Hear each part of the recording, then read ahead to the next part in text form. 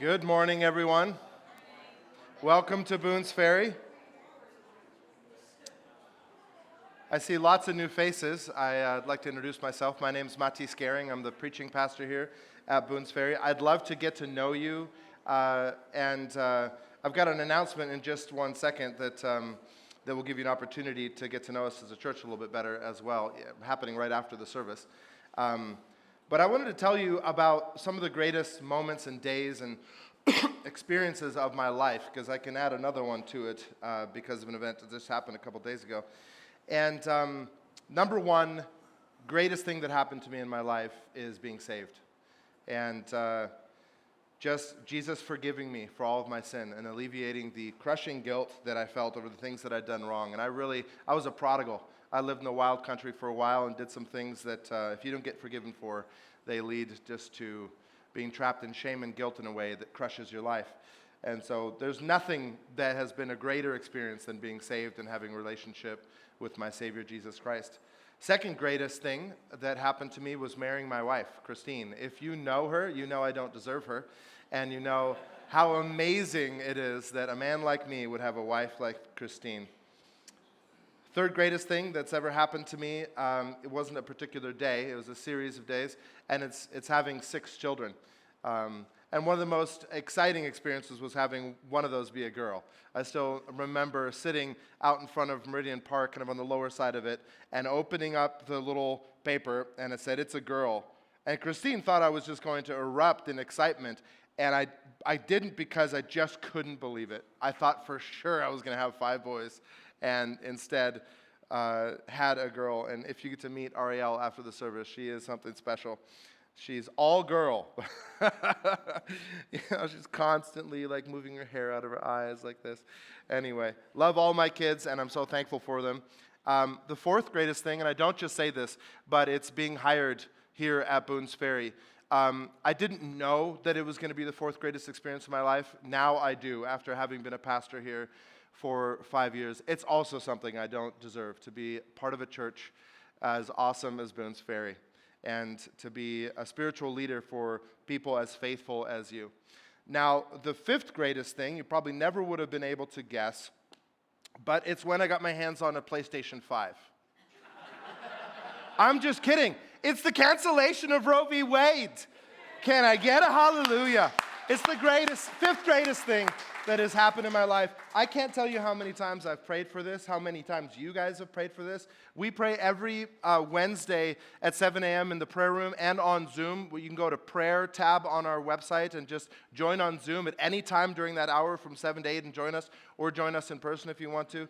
And we've prayed so many times at 7 a.m. in the morning on Wednesday that God will cancel Roe v. Wade. And I know a lot of people are talking about how much more work there is to do, and I don't disagree with them. And people are also talking about in the church the idea that a legal change at a Supreme Court level is not equal to revival or heart repentance or heart change. And so maybe that will replace the fifth greatest thing, if there actually is a revival and people repent and their hearts change. But I think before we talk about the mountain of work that is still to be done, that there is a time to celebrate and to praise God for answering our prayers and protecting unborn life in America. And so that's what we're going to do after the service. We have lemonade and ice cold water. It's going to be a hot day. We have water features outside for the kids. I know it'll be hot, so maybe some of you just stay for a short time. We have drumsticks, something like 70 or 80 of those, ice cream bars or ice cream cone kind of things for you. And so we're going to unashamedly and with great joy celebrate this amazing thing that's happened. I still remember, I was born in 1983, and I was born in Germany and raised there for the first 12 years of my life. And I still remember asking my dad, and it must have been younger than 10, because the Berlin Wall came down in 1989, and I remember asking him, "Do you think the wall will ever come down?" Because I had begun to be understanding enough at a young age that there's something really wrong with imprisoning a whole group of people in Germany. And I met people that had escaped, and they told me stories about this, their kids did. And I still remember my dad saying, I don't think that wall will ever come down. I think that's how a lot of Christians felt about Roe v. Wade. But the wall has come down. Even as we speak today, there are babies that are not going to be killed in certain states as a result. And this is a reason to rejoice, and there is no reason to hide our joy over that. So rejoice with me. And I'd just like to pray for America. I'd like to pray for you and our witness. And then we're going to be right back in Daniel, in Daniel chapter 3. We're finishing up Daniel up until 4 for the summer. Then we're going to be in the Proverbs, and then we'll be back in Daniel in September. So let's pray a prayer of thanksgiving and praise together. Heavenly Father, we praise you for being a God of justice, and the God of justice for the orphan and the widow. And we know that many times, Lord, both mothers at risk and being really pressured to terminate their children are like widows, and the father is nowhere to be found, and that child is always an orphan when they have nobody to watch out for them. They're the most powerless group and the group with the least protected rights in all the world, and especially in America today. But, Lord, you have answered our prayer, and you have gotten rid of this wicked ruling, and you have blessed us with Supreme Court justices, at least many of them, that have made a righteous ruling and that have gotten rid of this federal overreach, and we thank you for that. We do pray, Lord, that justice would just roll down like waters now, and that you would continue your good work. But we want to celebrate first. We want to praise you for being a God of justice. We want to thank you for your answer to prayer. And we just want to soak it up and enjoy the fact that that our nation has decided to put in this righteous new law, or I guess cancel this precedent is a better way to put it. So we thank you and praise you for that, Jesus. Amen. All right, so turn with me in your Bibles to chapter 3 of Daniel. We're in a mini two-part sermon here for chapter 3 of Daniel, and I want to just review where we were at. What had happened, I'm going to go all the way back actually to chapter 2. Nebuchadnezzar had this fearful dream. It really scared him and troubled him in his spirit. So it bothered him at a spiritual level what he had seen. And he didn't tell any of his diviners or sorcerers or counselors what that dream was, and threatened them that he would kill them if they didn't tell him what the dream was and its interpretation. And they couldn't do that, except there was one person who God had given power and understanding to be able to know what these kinds of visions and dreams and interpret them would be. And so Daniel and his companions, and today we're learning about his companions, who had the Babylonian names Shadrach, Meshach, and Abednego, the famous names. And they prayed together, and God answered their prayer and gave Daniel a vision to know what the dream was and to interpret it. And the dream was about this succession of kingdoms all the way down to this final kingdom of iron and clay, which we defined as a kingdom of world-dominating power with fractious alliances. So weak alliances, but still very, very world-dominating power. And for Daniel to have known that dream when he wasn't told it, and to give that interpretation that Nebuchadnezzar recognized as right, required supernatural power. And Nebuchadnezzar seems like he worships the Lord or gets closer to worshiping the Lord or something, but then in the very next chapter, he decides to make a golden image. And instead of having just the head be the gold, which, if you'll remember, represented Nebuchadnezzar, that head of gold, his consolidated power over Babylon, and the fact that God had given the whole world for him to reign, that he was the King of Kings, according to Daniel, and according to what God had done to establish him as that. You can tell that Nebuchadnezzar just said, nah, I'm not just the head, I'm all golden all the way through. And so in a way, this image, this idol that everyone was to fall down and worship at random times whenever the music played, whenever any instrument was played like this, and was agreed upon by all the high officials. So there's nowhere to hide. There's nothing you can do. You're going to get exposed. Everyone's falling down, and you'll be standing up if you don't bow the knee to this idol that represents both Nebuchadnezzar and his gods. But since his gods are idols, which are just really extensions of self-worship, because you can control an idol, it was really like bowing down to Nebuchadnezzar and bowing down to his supposed gods.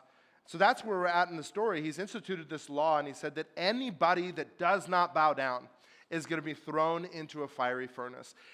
I don't know that there's a whole lot of ways that are more scary to die than being burned alive.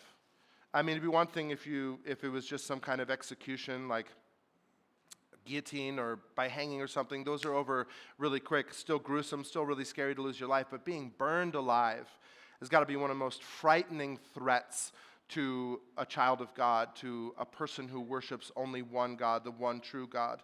So this is what Shadrach, Meshach, and Abednego, and also Daniel, although we don't hear what Daniel is doing at this time, we just assume that he was also faithful because there's no evidence to the contrary. If anything, there's only evidence in the positive that he would have been just like his companions and really a leader of them. But in this case, the story focuses in on them and their refusal to do that. And then you've got these Chaldeans who are part of the group of diviners, part of the group of counselors for Nebuchadnezzar, and they rat out Shadrach, Meshach, and Abednego.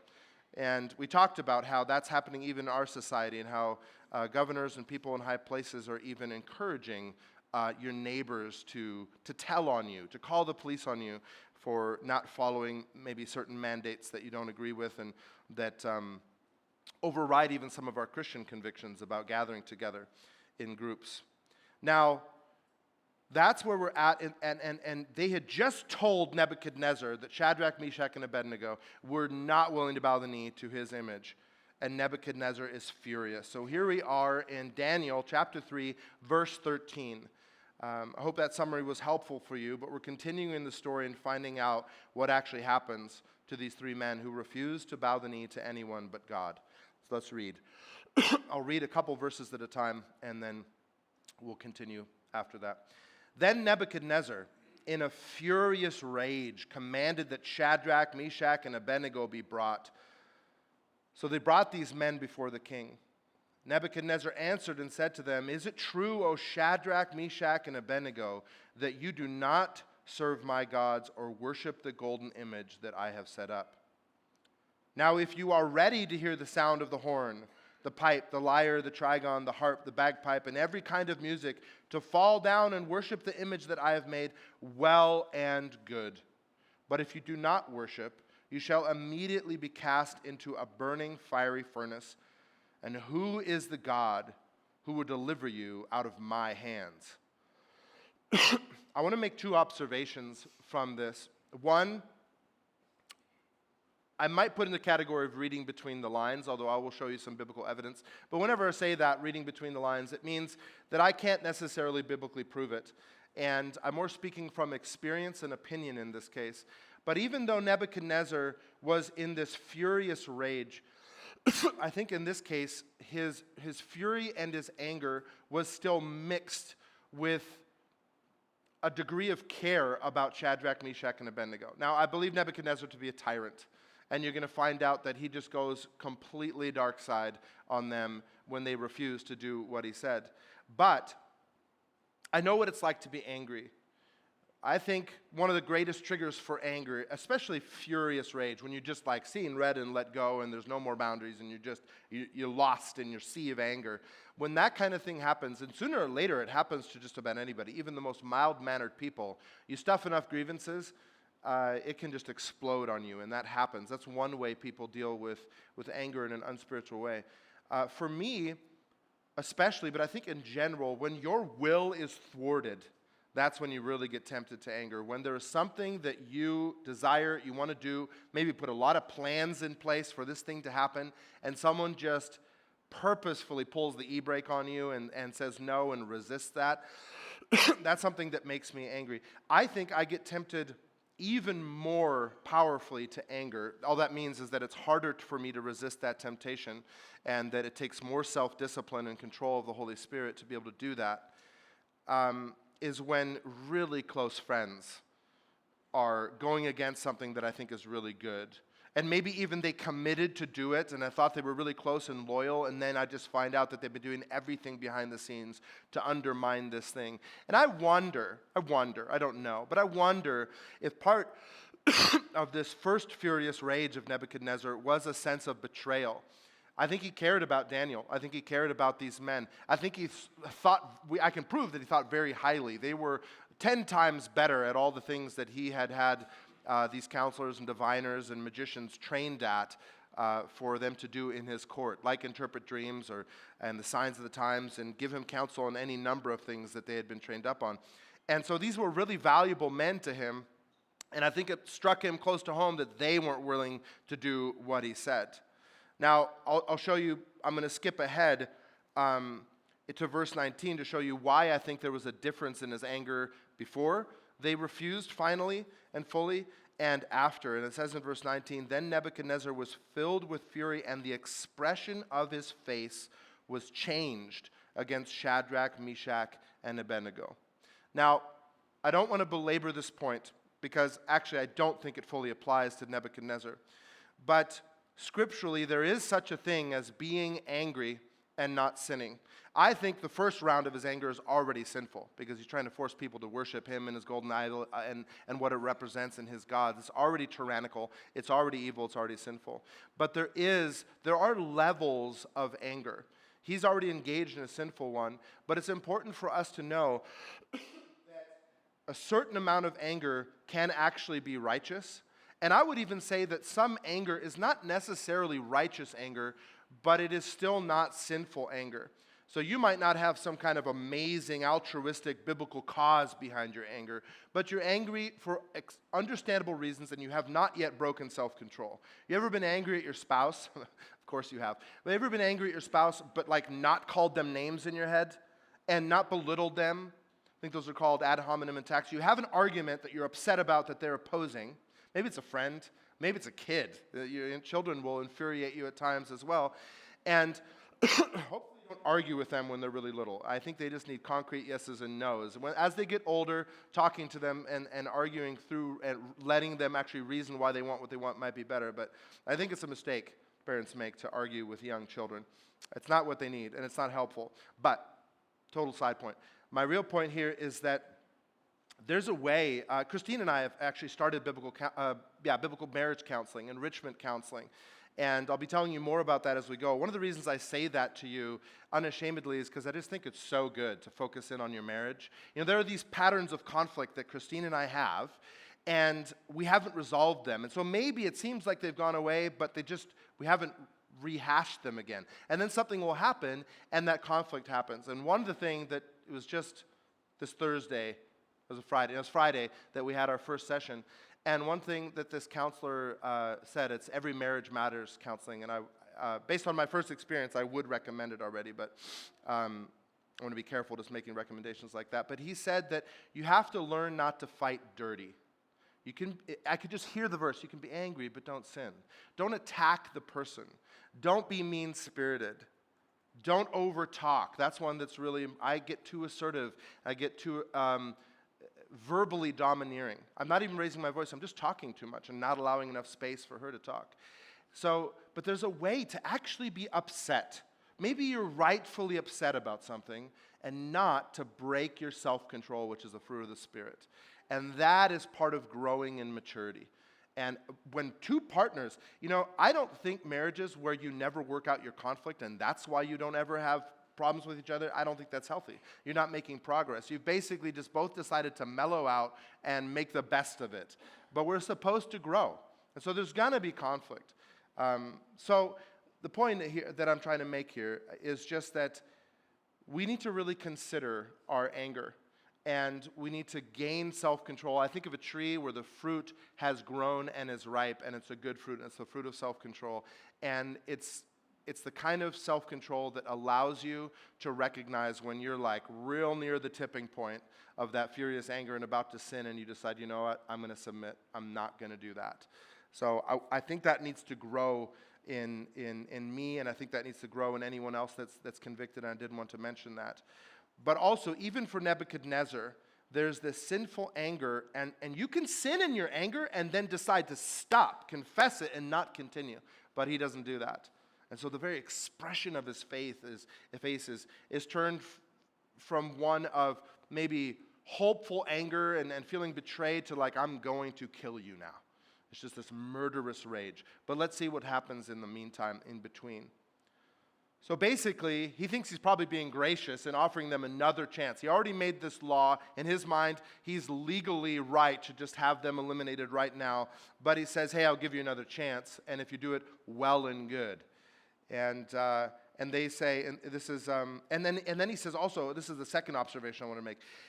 And who is the God who will deliver you out of my hands? If you'll keep your finger in chapter 3, turn all the way back to chapter 1. Remember when we talked about God's sovereignty of giving Jerusalem into the hands of Nebuchadnezzar? And remember when we talked about verse 2, and the Lord gave Jehoiakim, king of Judah, into his hand, that's Nebuchadnezzar's, with some of the vessels of the house of God, and he brought them to the land of Shinar, to the house of his God, and placed the vessels in the treasury of his God. This is what kings, imperialistic kings, would do to show that they're more powerful and their gods are more powerful than the God of whatever nation they had conquered. So you don't even have to steal all of them, but just the fact that you can go plunder some god's temple means he's obviously not any more powerful than us. We're sovereign over that God, not the other way around. And we talked a lot about how that's the opposite of what's true, and that God is going to ultimately humble Nebuchadnezzar. But you can hear that prideful and arrogant spirit in this verse at the end of verse 15. And who is the God who will deliver you out of my hands? You can just hear it. You can hear his anger turning more and more arrogant. And here's verse 16. Shadrach, Meshach, and Abednego answered and said to the king, O Nebuchadnezzar, we have no need to answer you in this matter. Now I want to highlight 3 convictions that great witnesses have. In fact, I'm not going to tell you just in a moment because I want to prove it directly from Scripture what the main point is. Sometimes I tell you my main point right up front, but the main point is so clearly obvious from this passage that I'll be making it in just a moment. But there are 3 convictions that great witnesses have. One of those convictions is that you don't owe someone who's trying to force you to worship them or other gods an answer. You don't owe them an answer. You actually see Jesus treating Herod this way when he doesn't even answer him because the guy's so far gone in his idolatry. So you don't owe tyrants an answer. You don't owe them an answer. It doesn't mean you don't have to answer them. I think sometimes we think that we have to speak up on something.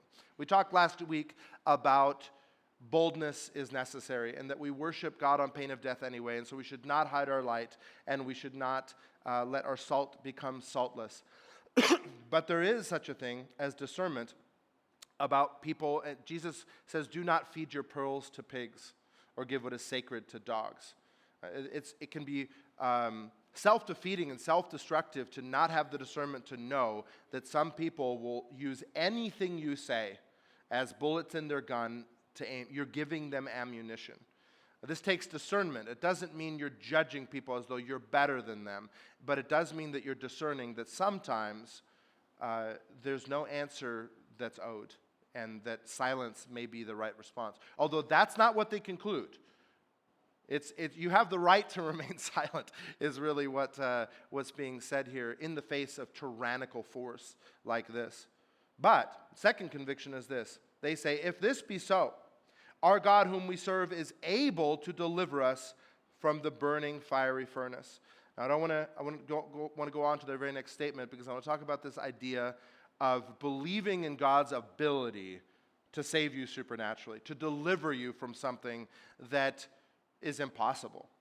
A fiery furnace, it's impossible that you wouldn't burn up in it.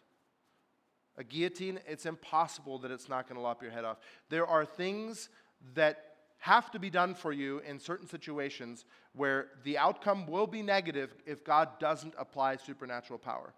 And so it is good to believe in God's ability to save you supernaturally. And we're going to find out all of the intentional ways that Daniel wrote this story so that we know this really was supernatural. He makes so many points about this. And so that's important to, especially in this day and age when the church doesn't always affirm that and finds every way to call something scientifically explainable. God comes in at times and he breaks the rules that he set up. We wouldn't even be able to live in his world if he didn't keep the rules that we can see by science consistent. Because if there wasn't consistency, we wouldn't even know what to expect. All of a sudden gravity's off one day, you're all floating, Gravity works, and it works consistently. But God is in sovereign control over gravity and in sovereign control of the heat of fire and who it lashes out at and who it doesn't. He is in control of that. So we want to affirm as Christians that God can heal us, that he has the power to do so, that he is a God of supernatural power that can override and do the impossible. We affirm that. But I think sometimes, and I want to be careful in saying this, we're saying that, but we really are hedging our bets. We're saying, well, I know God could heal me, and then there's this but. I know God could heal me, but. And I want to tell you a story about my kids regarding prayer that fits into this verse. They recently, they've noticed that kids around the neighborhood do a lemonade stand. And they want to do a lemonade stand. And they really only want to do a lemonade stand because they want to earn money. Because they figured out that they can get money and then they can buy things they want. And I think that's a good thing to learn. And so they put up signs, and they've got a sign around the corner, and they've asked Mommy to advertise it on Facebook, so they're doing all the things right, and they're not charging inflation prices. It was just I guess maybe actually they are, but not today's inflation prices. Little cup for $1 is a bit much, but they're giving out these cups. And then I wasn't there for this. I think I was just upstairs in my office working on this sermon, but they actually prayed. I'm guessing Isaiah led them, or maybe Christine did, but they prayed that God would give them success in their business. And I had taught them, I've taught them many times, so it's a very simple lesson, just hard to accept. And that God always answers prayer, and sometimes he says no. And you just have to accept the no. So they're out there, and it's not as hot as it's today, but it was like high 80s, I think, and some of the time they weren't in the shade. And I come down, and I asked had they had anybody buy anything, and they hadn't, and their faces are kind of red, and they're just droopy. And Isaiah said, I think God said no. And I knew exactly what he meant right away. But he wasn't jaded or bitter about it. He just accepted it. God said no, not this time, you know. That's what I think when I don't catch any fish. God said no. Enough stories in the Bible about him being able to help you catch fish, so he didn't today. But this is the kind of faith that children have. It's very flexible. It can accept no answers. It does not mean that children don't throw tantrums sometimes when their parents say no, or even God says no. But in this case, they had every reason to be kind of grumbly and complaining. They're hot. They made all this effort. No one's even coming by and buying anything. And so you could expect that they would be like, why does God say no? But God said no, and they were ready to pack it in and quit. And I think it was Christine that said, well, we're right at that time where people get home from work or driving by. Maybe someone will stop. And so they said, okay, we'll keep going. And then people started coming by, and they end up making $25. $25, which is a great haul for one day. And so then they were convinced that God said yes. You can see the flexibility in children. But as you grow, and I know I'm joking a little bit, and it's a fun, heartwarming story about the kids, but no answers get a little more serious as adults, don't they? All of a sudden you're praying for your business, and God says no, and you have to file for bankruptcy, and you're the provider for your home. And people are relying on you. It's very difficult. It's not a laughing matter anymore. And you prayed your heart out, and you believed that God was able to sustain your business or to give you what is needed, and here you are just scraping the bucket. And if you're near retirement, man, that is even more painful. You've worked really hard. We've got a lot of hardworking people, and I can only imagine what it would be like to be that hardworking and then try to retire around 2008. Goodness, that's a hard no to hear about God sustaining and growing your retirement account. And maybe you even intended to retire biblically, meaning that you're going to still continue serving him, but just change vocations, maybe have more time to serve him. And you just, man. And enough of those kinds of things stack up without basically almost a childlike, flexible acceptance of the no answers. And you begin to feel a little bit jaded about the no answers. And you might still believe, well, God is able to answer these prayers, but now there's a but in your heart.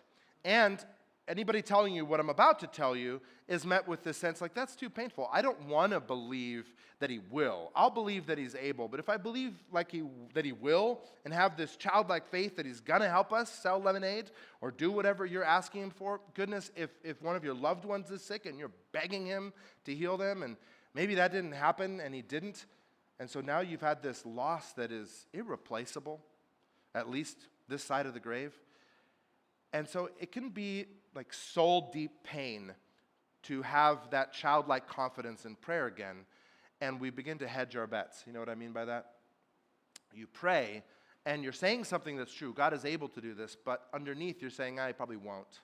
probably won't. And it's easy to believe, just already accept a no answer, and your faith is diminished in what they say next. So they say first in verse 16 or verse 17, if this be so, our God whom we serve is able to deliver us from the burning fiery furnace. Believing that he's able is 101, but listen to what they say next, and he will deliver us out of your hand, O king. That's total trust, complete confidence.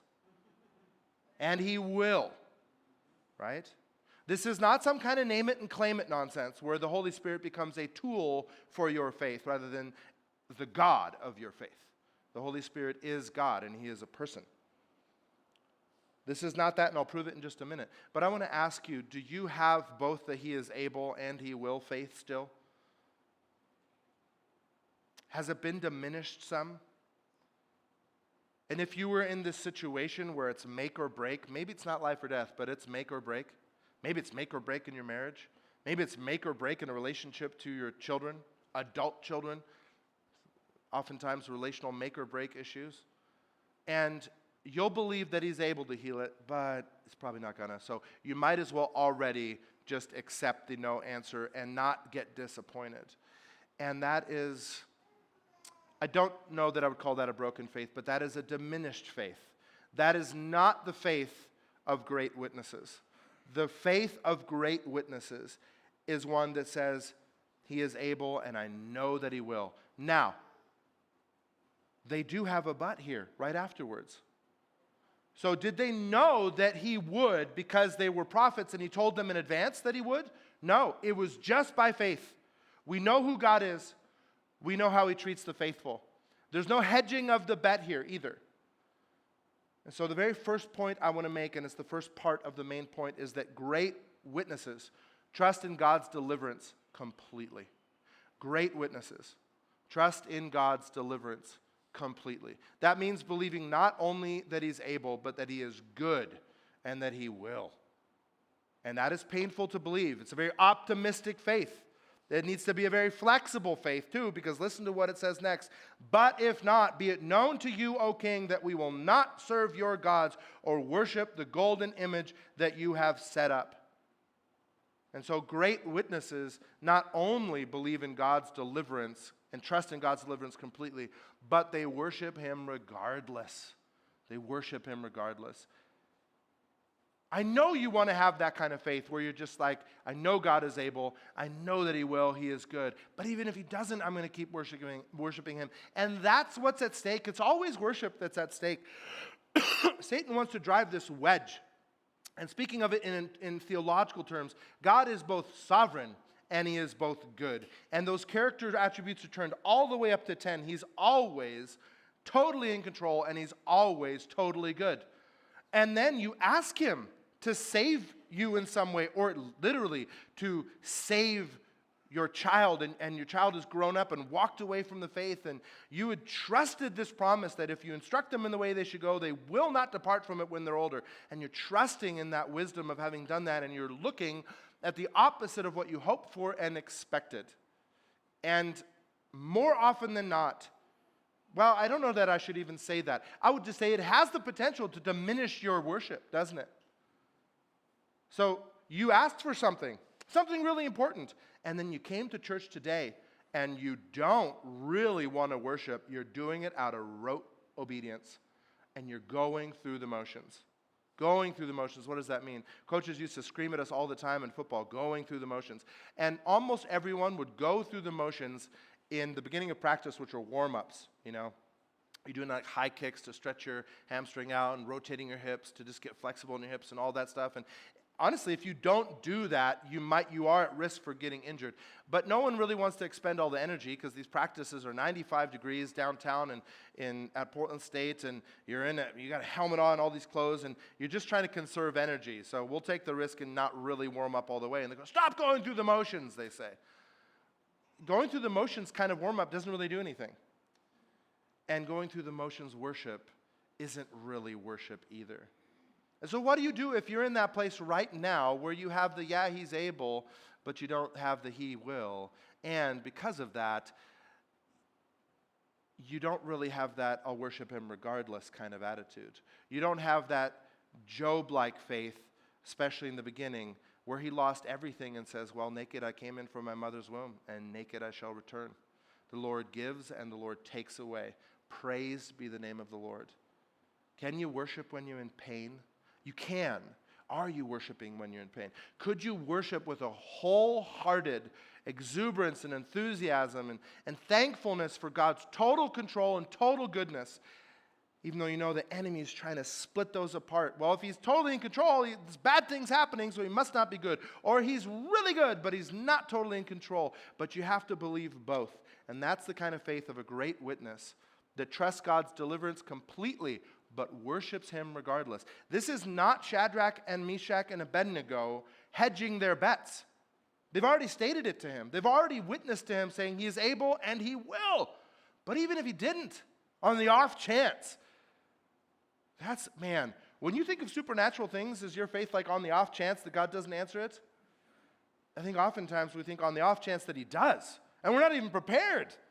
When he does things like canceling Roe v. Wade, we don't even know what to think. We're not even ready to celebrate because he didn't think he would do it. But the witness of the faith and the witness of men like this, great men of faith, is one where they trust completely in God's deliverance in advance. They didn't know what was happening. And they're not breaking rules of theology as though they're in control of God and saying this isn't 100% plus positive knowledge over God that he has to. They're going to worship him anyway. Even if you burn us alive, we won't worship any other God. Man, I want to be challenging in the sermon, but I also desire to be encouraging because I'm proud to be a pastor of this kind of church. I really believe you are these great kind of witnesses, and I see significant desire and growth and change in people coming to talk to me and to other elders and to each other, and I overhear the conversations or people tell me about them where people are recognizing I need to be more bold. And they're making life decisions based on a desire to be bold and to stand against what is evil and to stand out loud verbally for what is good and not to hide from the pipe and the trigon and the bagpipe and from false worship, but to stand up and worship him on pain of death right now, already. So, and I'm challenged by that too. I'm on a stage, but I'm not preaching down to you. I'm a man, you may think that he's so bold, but a lot of my boldness can be in the flesh. Boldness like this is not the kind of boldness that's just human power. This is supernatural boldness. This is faithful boldness. But if not, be it known to you, O king, that we will not serve your gods or worship the golden image that you have set up. I'm going to repeat my main point one more time because it just keeps proving true. Great witnesses. Trust God completely for deliverance and worship him regardless. And that's really the three convictions. You don't owe people an answer. You're going to trust that God is going to deliver you, and you're going to worship him anyway. Those are the three convictions of great witnesses. Verse 19, then Nebuchadnezzar was filled with fury, and his expression of his face was changed against Shadrach, Meshach, and Abednego. He ordered the furnace heated 7 times more than it was usually heated. Didn't really have faith in that furnace initially, did he? And he ordered some of the mighty men of his army to bring Shadrach, Meshach, and Abednego to cast them into the burning fiery furnace. These men were bound in their cloaks, their tunics, their hats, and their other garments, and they were thrown into the burning fiery furnace. Notice how Daniel makes it really clear that they have a whole lot of flammable clothing on, right? He does it on purpose. Verse 22, because the king's order was urgent, the furnace overheated, and the flame of the fire killed those men who took up Shadrach, Meshach, and Abednego. And we have to stop there for a moment. And I want to take a little sidebar. This is still going to come all the way back and support the main point. But it's a sidebar. It's not really the main point. But the question does arise of whether or not these guards were guilty. They were commanded to do this, surely on pain of death too. So they're being coerced to kill these innocent men, to burn them alive. And you have to ask yourself, and I think it's really important to answer this question, to know the answer to this question biblically. Were these men innocent because they were forced to do this, or were they guilty also? Another question is, were they less guilty than Nebuchadnezzar? Now, we asked this question in the discipleship communities that I think we had a really interesting conversation. It's a more complicated question biblically than you might realize, but it's a great one to discuss and reflect on and think about in relationship, especially to our modern society. Because, as you've probably heard by now, a lot of the things that are talked about regarding justice and what's right and what's wrong are couched in this word equity, and something is inequitable. And when they're talking about power dynamics, I think that's a phrase often used, power dynamics, they'll talk about inequitable workplaces. Is there such a thing as an inequitable workplace? Of course there is. There are bosses that are really tyrants, and you've probably experienced some. And those bosses might be creating an environment you heard called a toxic environment or a hostile work environment, and you've experienced that maybe too, or at least know someone that's experienced it. And they're putting all this pressure on pain of being fired. Not killed in the fire, but just you lose your job. Way less scary than being burned alive, but still, it's your livelihood, and maybe you've been working there for a long time, and you really feel like you've earned a promotion, and now you really don't want to get fired, and so your boss tells you to do some certain things that you know are not quite right, and there's a lot of temptation there. And so our culture, lacking the wisdom of the Spirit, lacking the wisdom of the world, will say, really, because you were coerced, because there's this power differential, because you're not as powerful as your boss, it's really just that boss that's guilty and you're not. Okay? Now, I want to stop right here because the things that I'm going to say next are definitely things that are controversial, especially on a live stream. That's never stopped me before, but I don't intend, believe it or not, to be controversial for no reason. The heart behind this is that if you're going to be a great witness, you need to be able to diagnose what is sin and what is not. Why? So that you can go out and judge people? No. Right before that passage about pearls to pigs, it says, it's the measure that we use will be measured to us. You get all judgy. What is judgment? There's discernment judgment, where you're discerning what is right and what is wrong. And then there's judgment that's sin, where you think you're better than that person. Basically, you might not have it worked out this way, but even if I'd lived their life and had all their experiences, I'd still be doing better than them. I wouldn't be so immoral. I wouldn't be so evil. I wouldn't do these things. That's judgment as though you think you're God.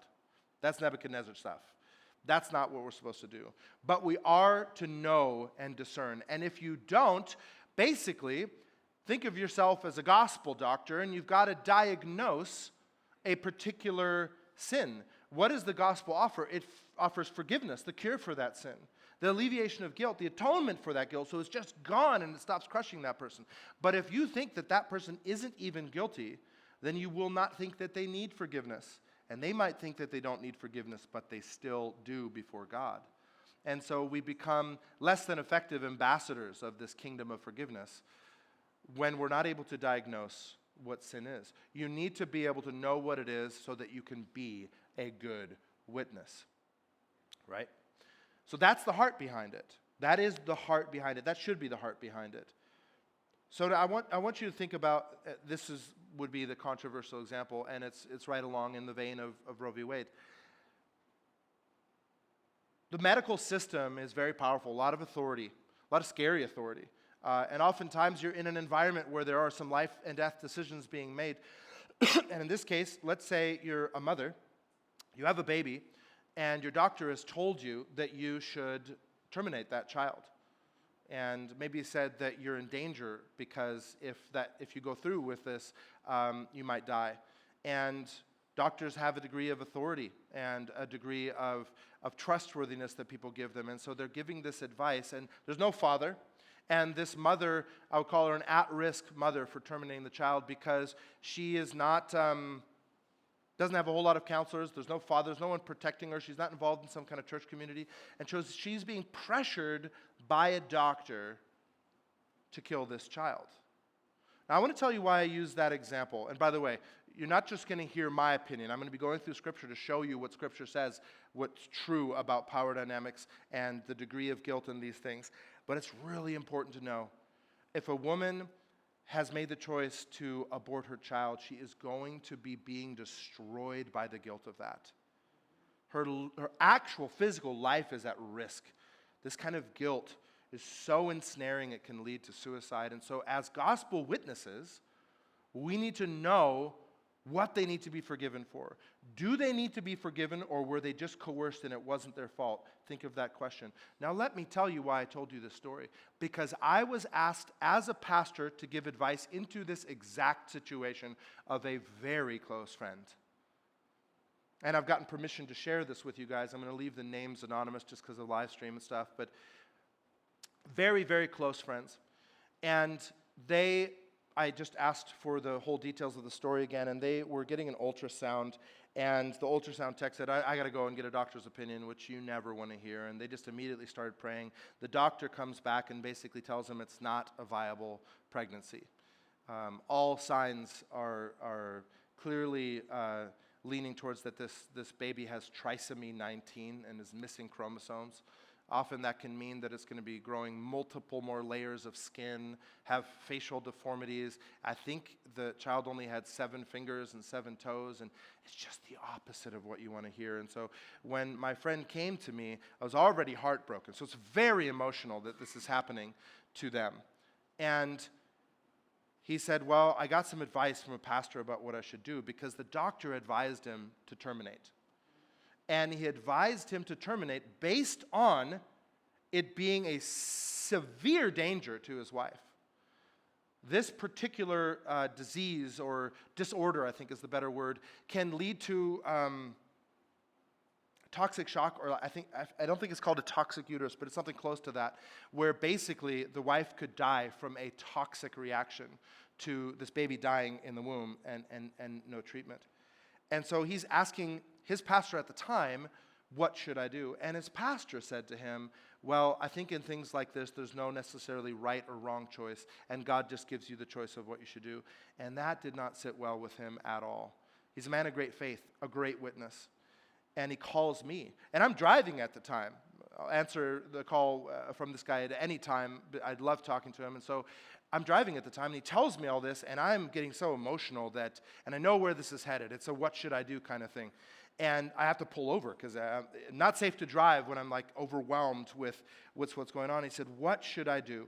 And I was shaking, knowing the advice that I had to give in my heart. The conviction I had is that child, you don't know that the doctor's right. You don't know that.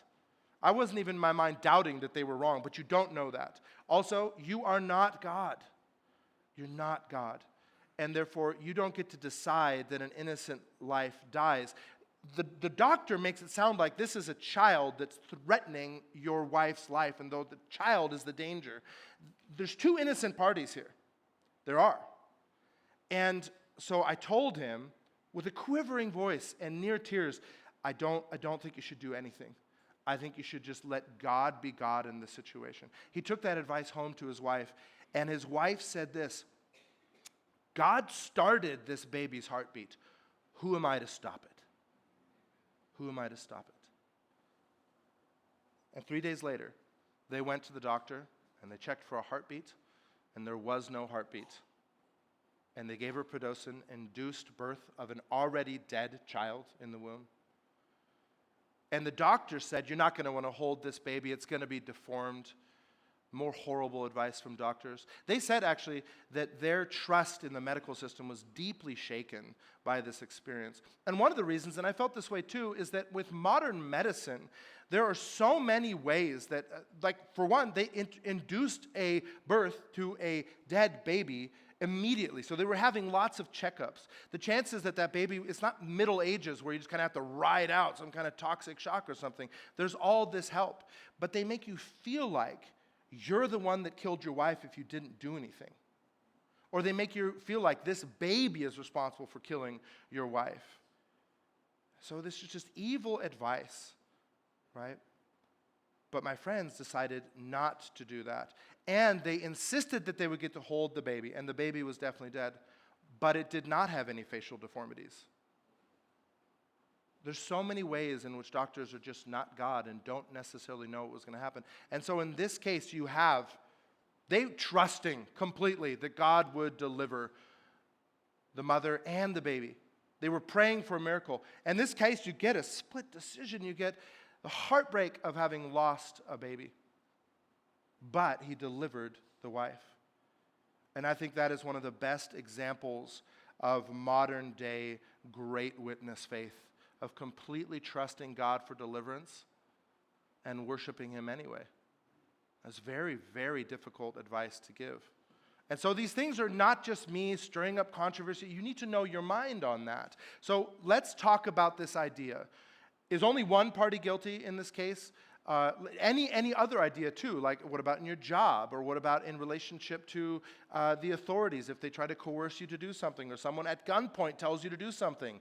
Are you still guilty if you did that? Well, let's look at what Scripture actually has to say about this. And the first place that I'd like to turn is James chapter 3. I don't have these up, so if you'd like to turn there with me, you can. I'm going to read them anyway. Here's what it says in James chapter 3, verse 1. Now, many of you should become teachers, my brothers, for you know that we who teach will be judged with greater strictness. So that's just one example of how God does actually hold people in authority to greater strictness, to greater accountability.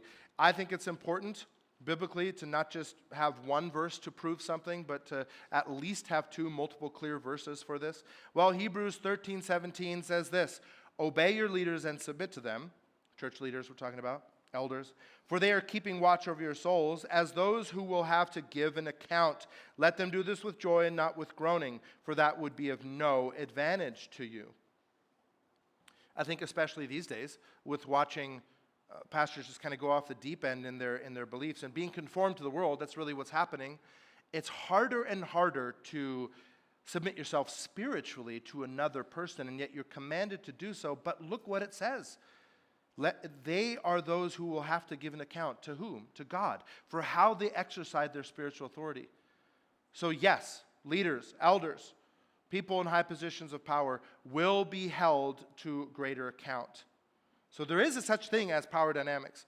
Now, and it's really interesting biblically, we need to rightly divide the word. It's not even always, in God's eyes, the person that is in greater governmental authority that's the more guilty person. Let me show you this. John chapter 19, verse 10. So Pilate said to him, this is speaking to Jesus, and this is during that kind of kangaroo trial of whether he should be, kangaroo court trial of whether he should be crucified or not. You will not speak to me? Jesus was remaining silent at this point. Do you not know that I have authority to release you and the authority to crucify you? On a human level, that was true. He had a lot of authority. A lot of authority. And Jesus answered him, you would have no authority over me at all unless it had been given to you from above. Therefore, he who delivered me over to you has the greater sin. Now, I think that he represents the chief priests, Caiaphas and Ananias, or the whole group of Pharisees and Sadducees that were pushing for this. But what's happening here, and this is the reason why they have the greater sin, is that they're using the political system to put pressure on Pilate. And we could go into exactly how that worked, but we might as well just skip to the modern context. That is very much a reality in a constitutional republic where elected officials are elected by vote.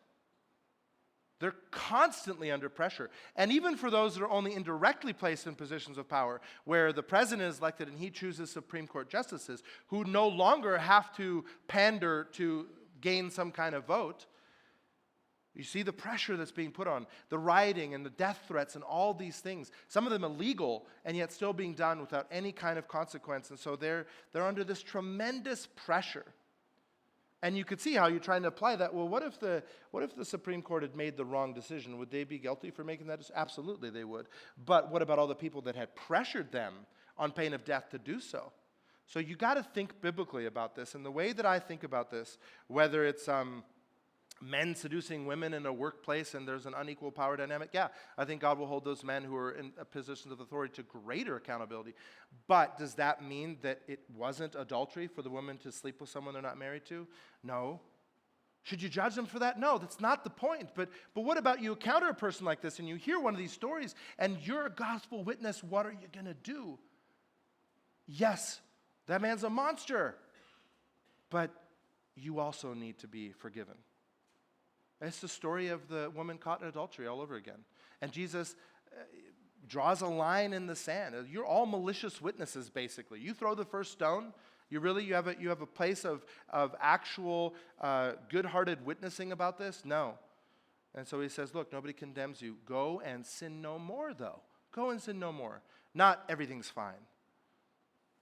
So probably enough of that rabbit trail, but if you really want to be great witnesses who trust God's deliverance completely and worship him regardless of what happens, you need to be a good discerner of what is right and good and true, and specifically so that you're able to address the actual need for forgiveness. So let's continue. And these three men, Shadrach, Meshach, and Abednego, fell bound into the fiery burning furnace. By the way, I do think these guards were guilty, if you're wondering what the conclusion is. God is sovereign over fire, clearly, and he has it lash out at these men, and they get the very consequence they deserve for going along with it. Then the king, Nebuchadnezzar, was astonished and rose up in haste, and he declared to his counselors, "Did we not cast 3 men bound into the fire?" They answered and said to the king, "True, O king." He answered and said, "But I see 4 men unbound, walking in the midst of the fire, and they're not hurt. And the appearance of the fourth is like one of the son of the gods." And Nebuchadnezzar came near to the door of the burning fiery furnace and declared, "Shadrach, Meshach, and Abednego, servants of the Most High God, come out and come here." I thought, what if they just said, "No, you come here"? I would have been so tempted to say that at that moment. But actually, that just highlights another thing. They're so humble. Tyrant tried to burn them alive, and they immediately comply with his next order. Then Shadrach, Meshach, and Abednego came out from the fire. And the satraps, and the prefects, and the governors, and the kings, all those witnesses that had gone along with this nonsense in the society, and the king's counselors gathered together and saw that the fire had not had any power over the bodies of those men, that the hair of their heads was not singed.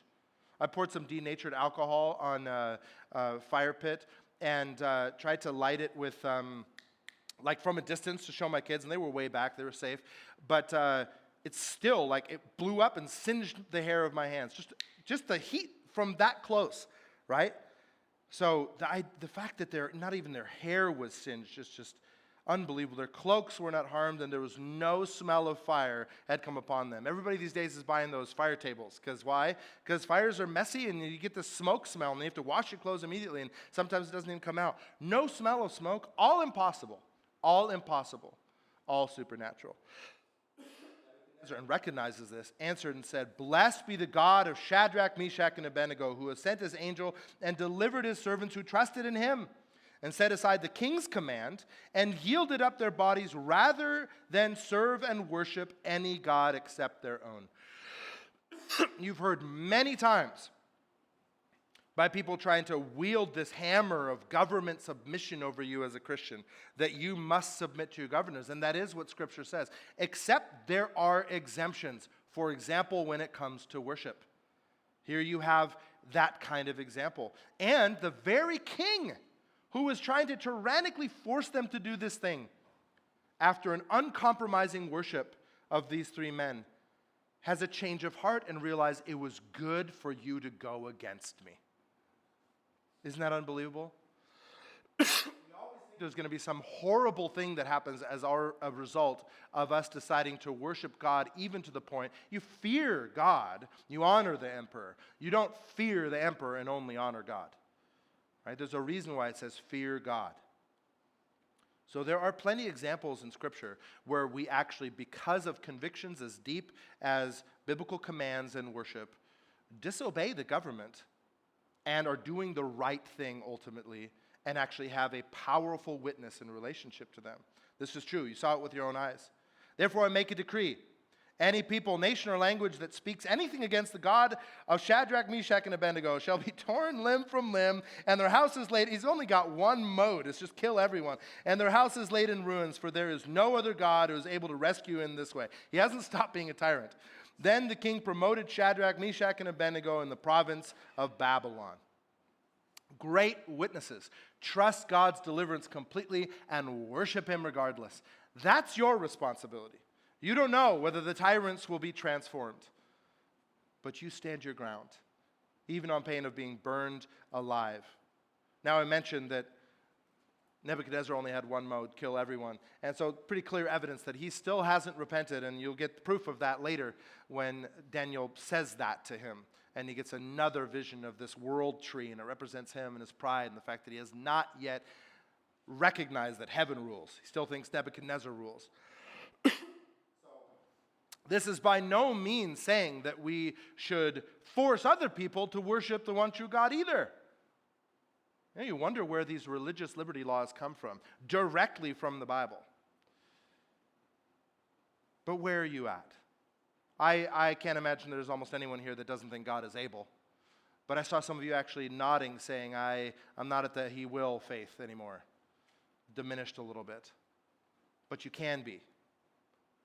And when you realize that the trailblazer and author and finisher of our faith knew in advance that he wasn't going to be delivered from the consequence of our sin, and therefore the wrath of God being poured out to him until he died, and remained faithful and uncompromising anyway, and that's the very basis of our salvation, it makes sense that we would follow him by faith, that we would ask for forgiveness for the places where we've decided, I don't want to have optimistic faith anymore. I don't want to have complete trust that he'll deliver me.